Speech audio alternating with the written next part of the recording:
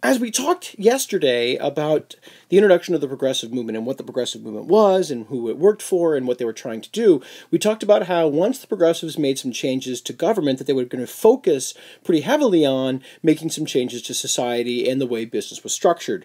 Today we're going to hyper-focus in on a couple of different of those progressive presidents. We're going to take a look at Teddy Roosevelt, who was president leading from 1904 up to 1908, 1909, and we're going to take a look at President Taft, who comes in after him, and then we're going to see how those two are the same and how they're different and how they're both progressive and that they're going to do things to help workers, and they're also going to do things to make sure that government is more functioning for society so that government can try and fix the social problems.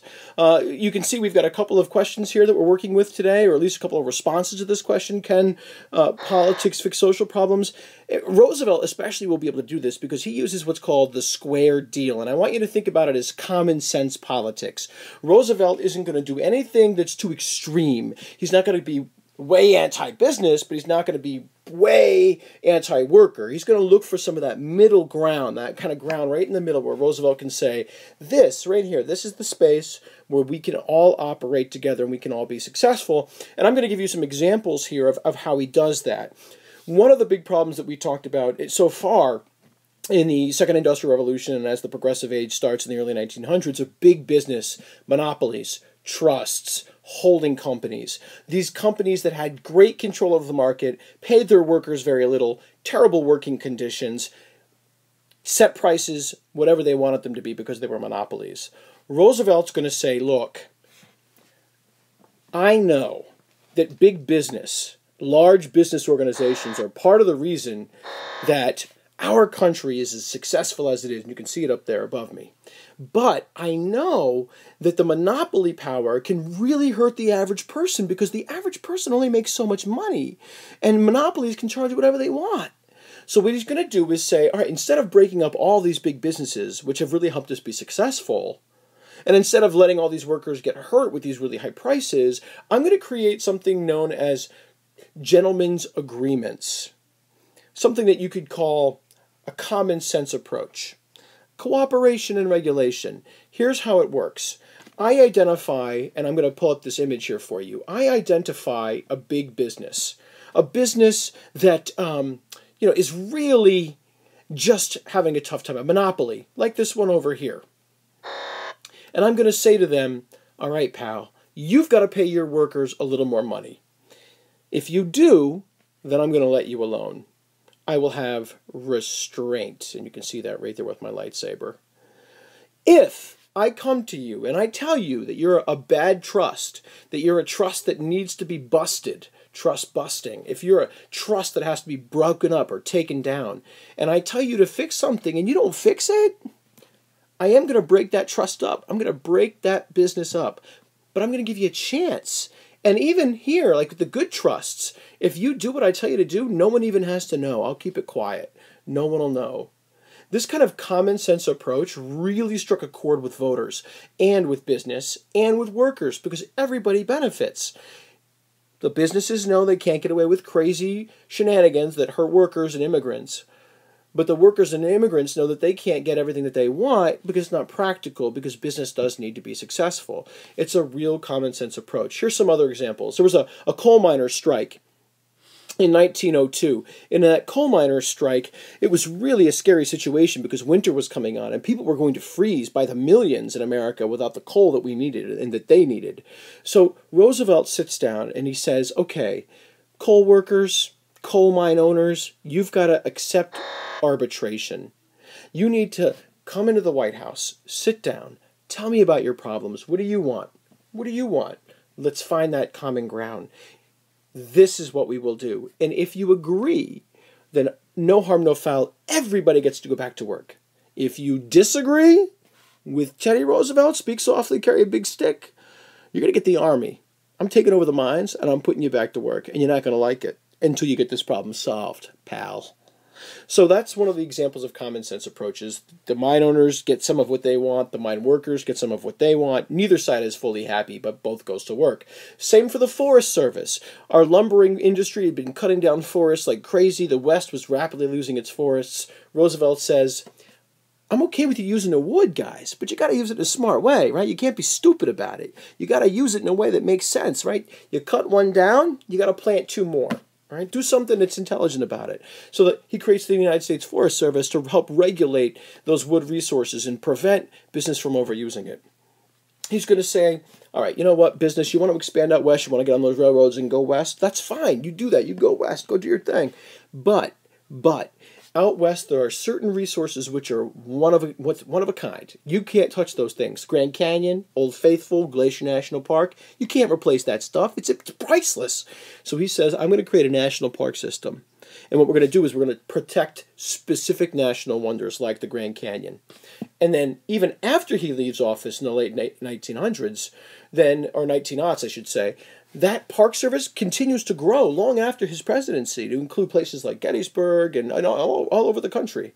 Okay, so essentially what you're seeing here is that underneath President Roosevelt, the power of the president is going to grow dramatically because he takes action in a way which doesn't offend people too much, but at the same time he gets things done so that people will continue to allow him to do these things that are common sense, that are square deal. Everybody gets an equal fair share, right? You might not like the share that you get, whether you're the mine owners or the mine workers, but you're going to get a fair shot. You're going to get a square deal, okay?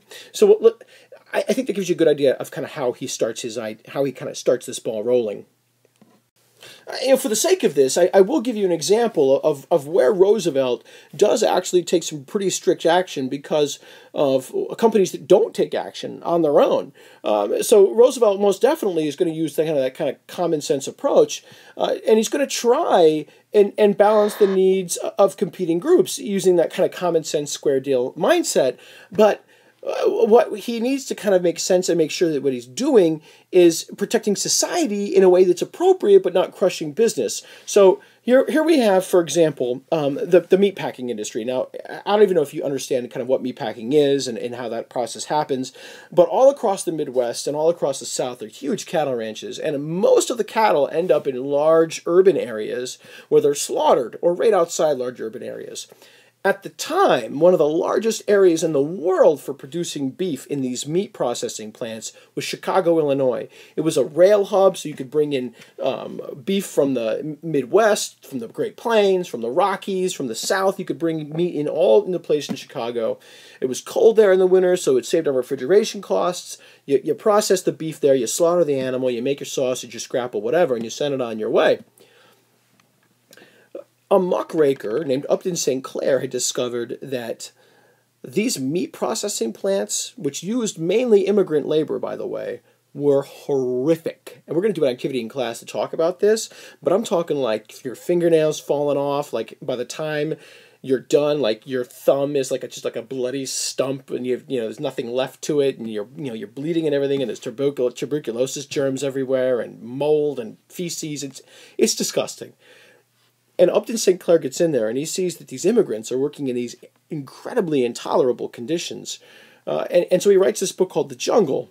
And the book itself is actually supposed to be more about how immigrants have a terrible experience living in these urban areas and these tenements, and how terrible their employers are. But what people really pick up on is just how disgusting the meat industry is and how completely unregulated it is and what these businesses will do to save a buck. So Sinclair, he uses his writing to focus on these problems. And the goal here, right, remember, since he's a muckraker, the goal is to expose those problems so that government can then do something, right? So expose the problems, inspire change, government does something.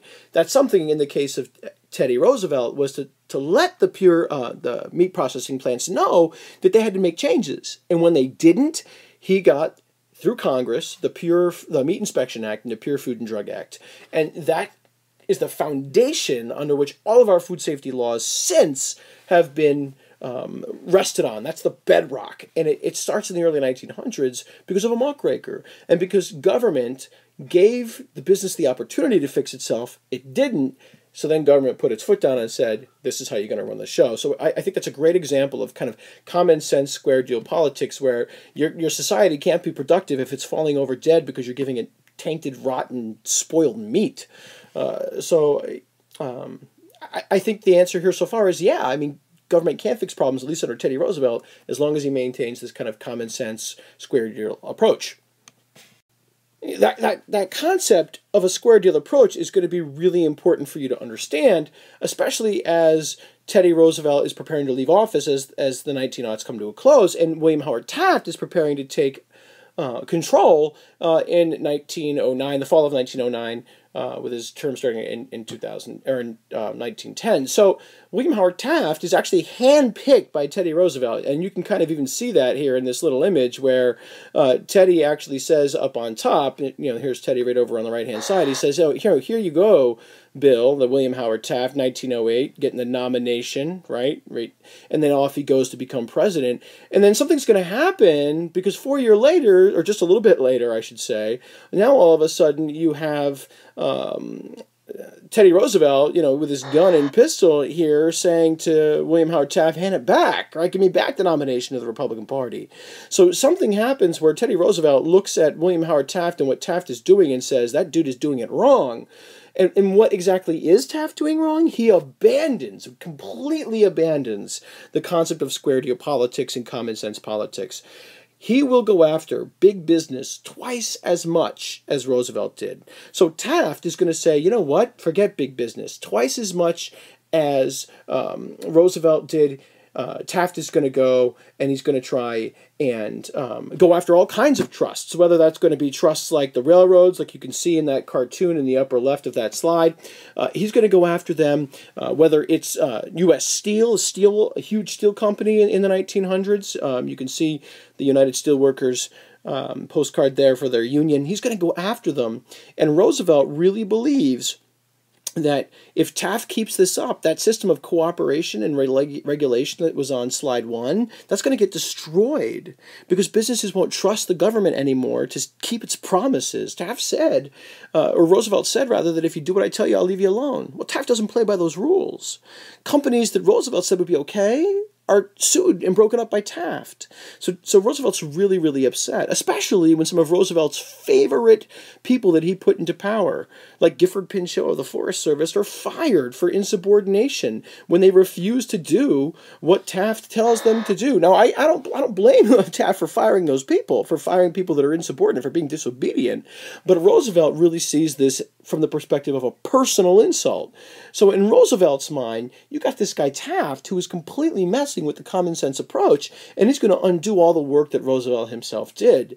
This is really going to inspire Roosevelt to return to run for another term of office as president as the 19-teens begin. So we're going to take a look at that in more detail coming up at a different lesson, but I think this does give us a pretty good foundation for the first two presidents of the Progressive Era anyway, of how they're going to focus on some of the big issues of society that are really causing some hurt.